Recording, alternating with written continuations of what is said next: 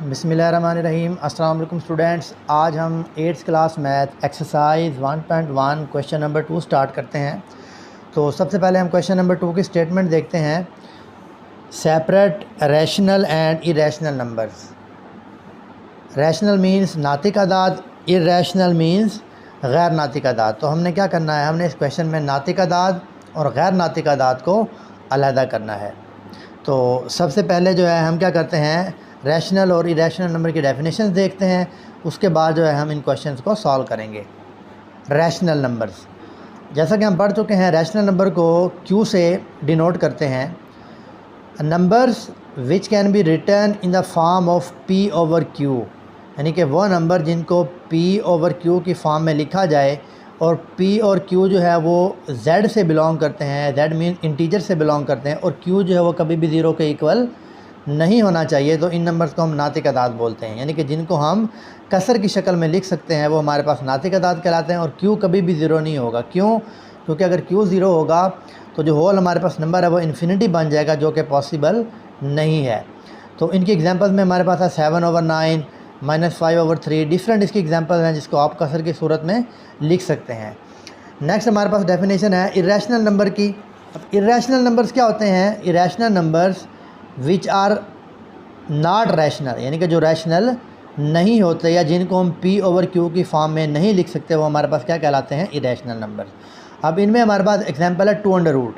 अब 2√, हमारे पास इरेशनल क्यों है? क्योंकि जब हमने इसका अंडर रूट लिया तो जो हमारे पास फाइनल इसका आंसर आया, जो हमारे पास डेसिमल पॉइंट है, उसके बाद जो नंबर आ रहे हैं आप देखें 4, 1, 4, 2, 1, 3, 5, 6, इनमें कोई तरतीब नहीं है। अगर डेसिमल पॉइंट के बाद नंबर में कोई तरतीब ना हो तो वो नंबर हमारे पास क्या होता है जी? इरेशनल नंबर होता है। अगर हमारे पास नंबर के बाद कोई तरतीब होती, कोई अरेंजमेंट होती, तो हम इन नंबर को क्या कह सकते थे? ये नंबर हमारे पास रैशनल है। लेकिन अब तरतीब नहीं है तो अब हम इन्हें क्या कहेंगे? ये नंबर हमारे पास इरेशनल नंबर है। पाई हमारे पास इरेशनल नंबर है क्योंकि डेसिमल पॉइंट के बाद जितने भी नंबर आ रहे हैं आप वो देख सकते हैं 1, 4, 1, 5, 9, 2, 6, 5, 4, कोई भी तरतीब नहीं है। तो इसका मतलब है कि हमारे पास जो पाई है वो हमारे पास इरेशनल नंबर है। तो क्वेश्चंस में सबसे पहले हमारे पास है 5√। एक चीज़ हमने अपने जहन में रखनी है कि जब भी हमारे पास अंडर रूट में प्राइम नंबर आएगा तो वो हमारे पास नंबर्स कौन सा होगा जी? Irrational number. तो ये हमारे पास हमें पता है कि 5 जो है वो प्राइम होता है, और प्राइम जज़र में आ गया है तो हम क्या लिखेंगे? Irrational number. नेक्स्ट हमारे पास है जी 1/7। आपके सामने क्लियर है कि 1/7 जो है हमारे पास कसर की शक्ल में लिखा हुआ है, तो इसको हम क्या बोलेंगे? ये नंबर हमारे पास है जी rational number. Rational number. Next हमारे पास थर्ड है 2.152। अब हमारे सामने क्लियर है कि ये जो नंबर हमारे पास है इसमें हमारे पास जो डेसिमल पॉइंट हैं उसके बाद जितने नंबर हैं उन्हें हम काउंट कर सकते हैं। तो ये नंबर जो है हमारे पास क्या बनेगा? रैशनल नंबर, क्योंकि इसे हम फ्रैक्शन की फॉर्म में लिख सकते हैं। नेक्स्ट हमारे पास है 0.8182, 8182, 8182 अप टू सो ऑन। अब देखें, एक तो हमारे पास जो है ये गैर इख्तिताम पजीर कसर इशारिया है, जिसको हम क्या बोलते हैं? ये हमारे पास नॉन टर्मिनेटिंग है, क्योंकि ये ख़त्म नहीं हो रहा, अप टू सो ऑन ये जारी है।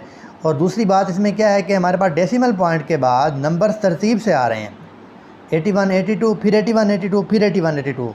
और हमने पढ़ा है कि जब भी डेसिमल पॉइंट के बाद नंबर्स अरेंजमेंट में आएंगे तो वो हमारे पास क्या होगा? Rational number.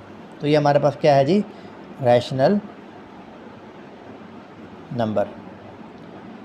नेक्स्ट हमारे पास है 2.751। अब देखें, डेसिमल पॉइंट के बाद नंबर काउंट हो सकते हैं, यानी कि ये हमारे पास टर्मिनेट हो जाएगा, एंड हो जाएगा। इसका मतलब है कि जब ये टर्मिनेट हो जाएगा इट मीन्स कि हम इसे क्या लिखेंगे? ये हमारे पास नातिक अदद है। एक चीज़ आपने अपने ध्यान में रखनी है, जितने भी हमारे पास टर्मिनेटिंग डेसिमल नंबर होंगे जो टर्मिनेट हो जाएंगे वो सारे हमारे पास रैशनल होंगे। तो इसे हम क्या लिखेंगे? ये हमारे पास रैशनल नंबर है।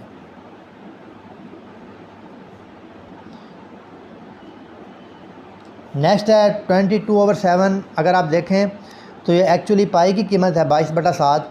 लेकिन पाई की कीमत हमने 3.14 ये भी हमने इसकी एक वैल्यू पढ़ी है, लेकिन वो हमारे पास इरेशनल है।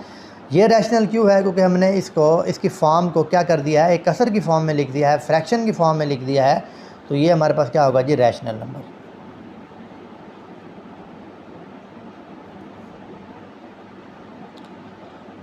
नेक्स्ट इंपॉर्टेंट है 14 अंडर रूट। अब देखें अंडर रूट के अंदर हमारे पास प्राइम नंबर नहीं है, अब ये 14 है। इट मीन्स कि ये 14 जो है हमारे पास, जब हम इसका अंडर रूट लेंगे तो एक चीज़ 14 का अंडर रूट जब हम फाइंड आउट करेंगे तो एक तो वो नॉन टर्मिनेटिंग होगा और दूसरा क्या होगा, उसमें कोई अरेंजमेंट भी नहीं होगी। ठीक है, नॉन टर्मिनेटिंग होगा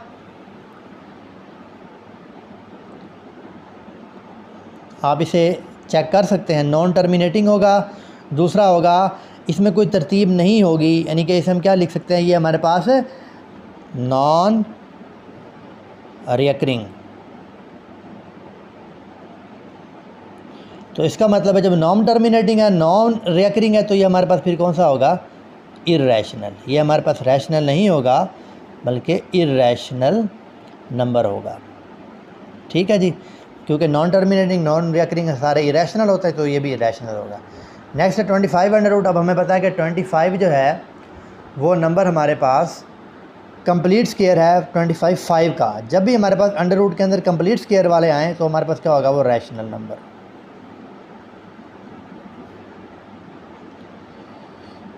नेक्स्ट हमारे पास क्वेश्चन नंबर 3 है, represent the following number line. Different हमारे पास नंबर गिवन है, हमने उनको नंबर लाइन के ऊपर रिप्रेजेंट करना है। पहला नंबर हमारे पास है 21/4। अब आपके सामने क्लियर है कि ये हमारे पास नातिक अदद है, लेकिन अगर हम देखें तो ये हमारे पास जो एक रेशनल नंबर है, ये हम देखते हैं कि ये हमारे पास जो है कौन सी फॉर्म है, प्रॉपर फ्रैक्शन है, इम्प्रॉपर है, या हमारे पास जो है मिक्स फ्रैक्शन है। तो हमने ये चेक करना है। हम कैसे चेक करेंगे, 21 हमारे पास न्यूमरेटर में है, 4 डिनोमिनेटर में, तो हम 21 को डिवाइड करेंगे 4 पे। 21 डिवाइड बाई 4, 4 5 20, तो हमारे पास जो माइनस हो के जो बचेगा वो क्या होगा, 1। जब हम इसे मिक्स फ्रैक्शन में लिखेंगे तो 5 × 1/4, ये हमारे पास इसका मिक्स फ्रैक्शन बना है। इसको हम लिख सकते हैं कौन सा फ्रैक्शन है हमारे पास, मिक्स फ्रैक्शन। करना एक नंबर लाइन बनानी है। अब 5 × 1/4 इट मीन्स कि हमें कम से कम 6 तक नंबर लाइन बनानी पड़ेगी, क्योंकि 5 मुकम्मल है, उसके बाद 1/4 है, तो 6 तक भी बना सकते हैं, 7 तक भी बना सकते हैं। तो मैंने 1 से 7 तक नंबर लाइन बनाई। तो 5 इट मीन्स कि पहले हम कहाँ तक जाएंगे, यानी कि 1 से स्टार्ट होकर 5 तक जाएंगे। 1 2 3 4 5। अब नेक्स्ट हमारे पास है 1/4। इट मीन्स कि 5 और 6 आगे जो पूरा नंबर है, कंप्लीट नंबर, होल नंबर, इसको हम टोटल कितने हिस्सों में डिवाइड कर लेंगे, 4 हिस्सों में। अब देखें 5 और 6 को हमने टोटल 4 हिस्सों में डिवाइड कर लिया है। 1 2 3 4 4 हिस्सों में डिवाइड हो गए। तो आगे हमारे पास जो आंसर बनेगा 5 × 1/4। अब देखें 5 × दिस इज़ 1/4, 2/4, 3/4, ये 4/4, तो 1/4 हमें चाहिए। तो ये हमारे पास हमारा रिक्वायर्ड आंसर है। हम क्या लिखेंगे, 5 × 1/4। नेक्स्ट हमारे पास है 11 अंडर रूट। अब सबसे पहले हमने क्या किया, 11 का अंडर रूट फाइंड आउट किया, जो कि आप प्रीवियस क्लास में 7th क्लास में पढ़ आए हैं। तो 3.3 जो है ये हमारे पास इसका आंसर है। आप चाहें तो इसको फर्दर भी सॉल्व कर सकते हैं। अब 3.3 का मतलब क्या है कि हमने नंबर लाइन ड्रा करनी है जो जिसमें कम से कम 4 तक होना चाहिए। तो 1 से स्टार्ट हो गया हमारे पास, मैंने 5 तक लेके गया हूँ, तो 3.3 मेरे पास जो है रिक्वायर्ड आंसर है। तो पहले हम क्या करेंगे, 2 3। अब 3.3 क्या है, ये 3.1 है, ये 3.2 है, ये 3.3 है। This is 3.3 answer. नेक्स्ट जो है हमारे पास फोर्थ पार्ट है -5/7। इट मीन्स कि इसमें माइनस भी इंक्लूड है। जो हमारे पास नंबर लाइन बनेगी वो इंटीजर की नंबर लाइन बनेगी या सही आदाद की नंबर लाइन बनेगी। तो उसमें हमें पता है कि प्लस वाले भी इंक्लूड होंगे और माइनस वाले भी इंक्लूड होंगे। तो हमारे पास जो आंसर है -5/7 मीन्स के जो हमारे पास ये फ्रैक्शन है ये हमारे पास प्रॉपर फ्रैक्शन है। क्यों प्रॉपर है, या इसको हम प्रॉपर भी लिख सकते हैं, ऐसे वाजिब भी लिख सकते हैं, प्रॉपर फ्रैक्शन, या उर्दू में क्या लिखेंगे जिसे हम वाजिब कसर।